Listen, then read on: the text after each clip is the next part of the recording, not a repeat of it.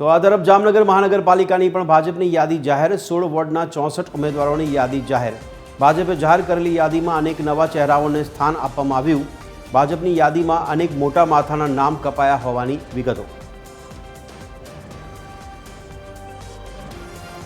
આજ અંગે વધુ વિગત આપી રહ્યા છે અમારા સંવાદદાતા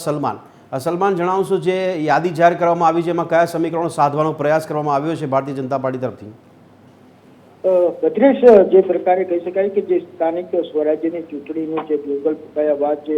દાવેદારો છે તેમાં એક પ્રકારનો ઉત્સાહ છે તે જોવા મળ્યો હતું. ખાસ કરીને ભારતીય જનતા પાર્ટી દ્વારા જે અત્યાર સુધી એટલે કે જે અંતિમ ઘડી સુધી જે ઉમેદવારોના નામો છે તે ક્યાંક ને ક્યાંક જાહેર નતા કર્યા, પરંતુ જે મોડી રાત સુધીમાં જે TV13 દ્વારા જે જણાવવામાં આવ્યું હતું કે મોડી રાત સુધીમાં જે ઉમેદવારો છે તેમના નામ છે તે જાહેર કરવામાં આવશે અને મોટાભાગના જે જૂના જોગીઓ છે કે જેઓના નામો છે તેમના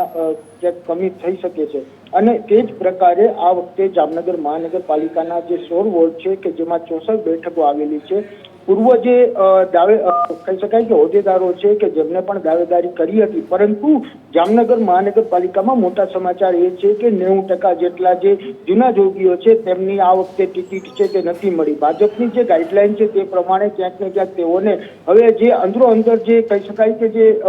રોષ છે તે પણ જોવા મળી રહ્યો છે અને ખાસ કરીને મોટા સમાચાર એ પણ છે કે જામનગર મહાનગરપાલિકાના વોર્ડ નંબર 4 માંથી જે જૂના જોગીઓ કહી શકાય કે કેશુભાઈ માડમ છે તે ભાજપમાંથી જીતતા આવ્યા હતા અને તે ક્યાંક ને ક્યાંક હવે બસપાનો હાથ પકડ્યો છે, એટલે કે છેલ્લી અંતિમ ઘડીએ તેઓ દ્વારા જે ટિકિટ નારાજગી છે તે દર્શાવવામાં આવી છે. આ સાથે જ જે રીતે અનેક જે નામો છે તે ક્યાંક ને ક્યાંક નવા ચહેરાઓ એટલે કે શિક્ષિત અને યુવા ચહેરાઓ છે તેમને ભાજપે તક છે તે આપી છે. જામનગર મહાનગરપાલિકાની ચૂંટણીમાં જે રીતે 2 દાયકાઓથી ભારતીય જનતા પાર્ટીનું શાસન રહ્યું છે અને આ જ શાસનને ક્યાંક ને ક્યાંક જે રીતે નવા ચહેરાઓ ઉમેરવામાં આવતા જે જૂના જોગીઓ છે તેમાં એક પ્રકારે જે ભય હતો અને તેમાં જે હવે આ યાદી જાહેર થતા જ તેમાં જે રોષ છે તે પણ જોવા મળ્યું છે. આવતીકાલે જે તમામ 16 વોર્ડના જે જાહેર કરેલા જે